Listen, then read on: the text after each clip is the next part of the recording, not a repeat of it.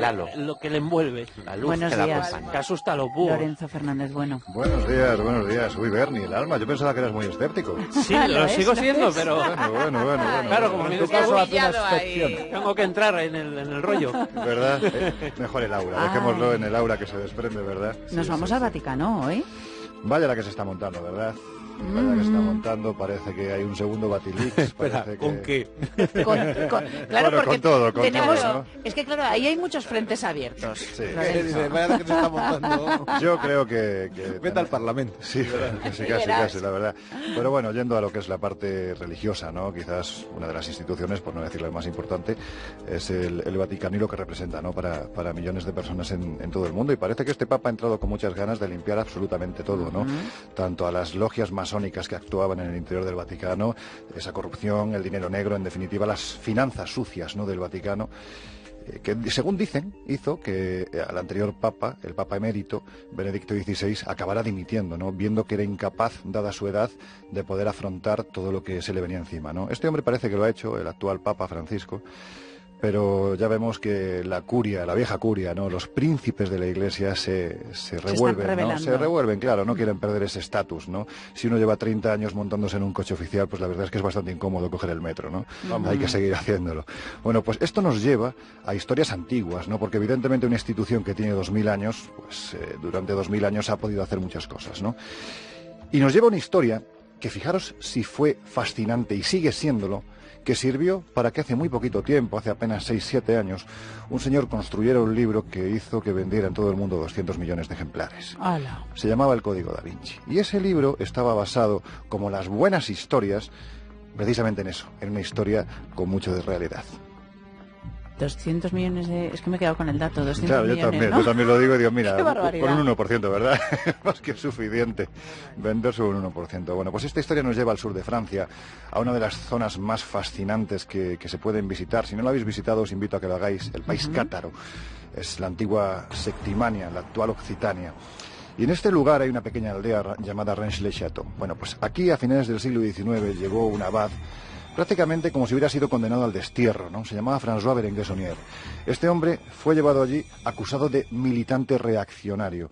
Él era un católico ultraortodoxo, se revolvía contra ese ente sucio que él consideraba que era la República y aprovechaba desde el púlpito para poner absolutamente verde todo lo que representaba la República. Por eso fue condenado al destierro en esta pequeña aldea de apenas 30 habitantes, a la que entonces, a finales del 19, la carretera llegaba en la forma de un carril, ni siquiera estaba asfaltado.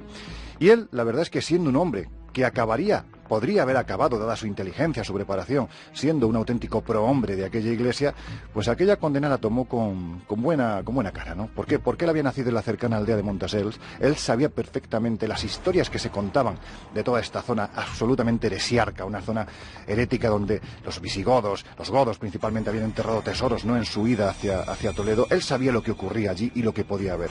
Y nada más llegar, lo que decide es restaurar la iglesia de María Magdalena, una iglesia que estaba prácticamente abierta a los cielos, cuando llovía se llenaba de agua, y él empieza a restaurarla. Yo me imagino una noche, tuve la oportunidad además de ir la primera vez a Rennes-le-Château. Abierta a los cielos es una forma muy bonita de decir que no tenía techo. Que no tenía Estaba techo. derruida. Estaba derruida. La cosa más bonita del mundo. Es que es está muy abierta a los romántico, cielos. Lorenzo? Pues yo llegué allí la primera vez el 31 al 1 de noviembre del año 1996. Sonaban, os lo juro, esto no me lo estoy inventando, sonaban las 12 campanadas el día de difuntos. Vaya. Y yo en ese Lorenzo, instante de verdad. entraba en aquel todos los cementerio, porque además tenía una idea muy clara. Yo tenía que presentar respetos al que para mí era el protagonista fundamental de esta historia. Evidentemente el protagonista estaba más que enterrado desde hace Claro, mucho tiempo, con lo cual imagínate. me teníais que ver a mí en el cementerio, lloviendo como llovía. Recuerdo cómo me salpicaba la tierra en la boca de la fuerza con la que caía el agua. Pero bueno. Y apostarme delante de aquella figura cuando sonaban las 12, bueno, pues fue una auténtica, como diría Enrique Iglesias, una auténtica experiencia religiosa. Una cosa, a las 12 del mediodía. No, de la noche. Sonaban las 12 campanadas. ¿En el cementerio? En el cementerio. ¿Pero qué Hola, hacías tú, Lorenzo, de Ángel de verdad. Dios, en el cementerio a las 12 Pues de la noche mira. Puede ir a lloviendo? cenar. Hoy en día todavía me lo pregunto, ¿no? Pero claro, es que esta historia era tan suculenta. Este hombre, cuando decide restaurar, yo me imagino aquella noche lo que tuvo que ser, él acompañado de 2 albañiles, intentando pasar desapercibido al pueblo, entrando en aquella iglesia, moviendo el altar mayor, y de repente cuando quita la losa que hacía las veces de altar mayor, se da cuenta de que debajo hay una serie de grabados representados, de la época de los godos, ¿no? Pero lo más curioso es que los pilares que sostenían ese altar mayor estaban huecos. ¿Y qué había en su interior? Pues ni más ni menos que unos manuscritos envueltos. Alguien había escondido esos manuscritos en el interior. Y aquí es donde empieza esta historia absolutamente fascinante que hizo que este hombre se enriqueciera en una época pues en la que la mesa episcopal estaba prácticamente arruinada. Él llevó los manuscritos, siendo consciente de que contenían algo importante, los llevó a París, se empezó a relacionar con las principales sociedades secretas y discretas de aquel momento, lo acogieron con los brazos abiertos, un sacerdote de un pueblo de 30 habitantes. Por lo que ponían estos manuscritos. Por lo que supuestamente había en esos ¿Y manuscritos. qué es lo que había? Pues algo que llamó Por mucho la favor. atención de... Ahora cuando os digo yo, pues este mes en Enigmas, de forma opcional, damos un libro donde contamos toda esta historia, ¿no? Y ahí lo dejamos en todo lo alto. Pero no, vamos a... Nos vas a dar un avance, eso sí. Un pequeño avance, Venga. porque lo que se decía, hay una sociedad de la época de las cruzadas, llamada Priorato de Sion. Una sociedad que en teoría ha llegado hasta el siglo XX. De hecho, el gran maestre de esta sociedad, un francés llamado Pierre Plantard de Saint-Clair, pues durante mucho tiempo defendía ser heredero de esta sociedad. ¿Y qué custodiaba esta sociedad? Ni más ni menos que las genealogías, es que es muy fuerte, del Cristo y María Magdalena. Se habla del matrimonio entre Jesús de Nazaret y María Magdalena. La descendencia habría continuado a lo largo de la historia en diferentes coronas, por ejemplo la merovingia sería una de ellas, y habría llegado por lo menos hasta el siglo XII. Y esta sociedad se encargaba de custodiar ese secreto, porque evidentemente si existía la figura del heredero, imaginad lo que supone.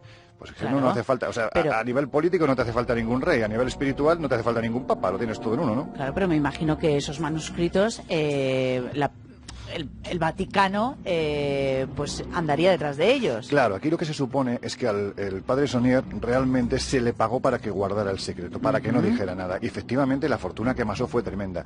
Pero aquí es cuando nos vamos, avanzando un poco en el tiempo, al año 2003. Hay un señor de Long Beach, en Florida, que escribe a Jean-Luc Lullier, que era el alcalde de Rennes-le-Château en aquel tiempo, y le dice que debajo de la Torre Magdala, que es una de las construcciones más carismáticas que hace este sacerdote, hay enterrado algo, parte del secreto. Allí acude la John Merritt Foundation, que es como una especie de Odisei, pero legal, en este caso, ¿no? Una sociedad buscadora de tesoros, Sí. y descubren a 2 metros de profundidad un paralelepípedo de 103 centímetros de largo por 90 de alto. Es decir, el georradar detecta algo enterrado en ese lugar. ¿Sabéis lo que ocurre entonces? No. Que aparece Serenata G, enviada por el Vaticano, y se para cualquier tipo de investigación. ¿Qué había ahí enterrado? Pues podemos conjeturar. Por ejemplo, Pues se habla desde Herodes Antipas hasta la propia figura de María Magdalena. Imagínate lo que supondría eso, si realmente Ay, estuviera tengo los enterrada pelos de allí. punta. Todo esto es una historia tan tremenda que alrededor de ella hay conspiraciones, hay muertes. La última, la de un grandísimo amigo mío, Jean-Luc Robin, 8 años investigando este asunto. Se presenta a las elecciones, él sabe que hay algo enterrado debajo de la capilla, está detectado, pero hasta que él no llega a la alcaldía no le van a dejar hacer nada. Llega a la alcaldía y ¿sabéis lo que ocurre con mi amigo? No. Que al día siguiente un hombre sano, absolutamente sano, deportista, le da un infarto de miocardio y muere. Uf. Y como él, Pues, otros Lorenzo, tantos que han estado buscando esto. pues tú tápate, no busques más. Podemos sí. retomar esto en otro momento también, Es una ¿verdad? historia Porque tremenda, claro, ¿verdad? qué maravilla. Bueno, Lorenzo, que tengas una muy buena semana. Lo mismo os deseo. Lorenzo Fernández, bueno. La semana que viene. Nuria Roca es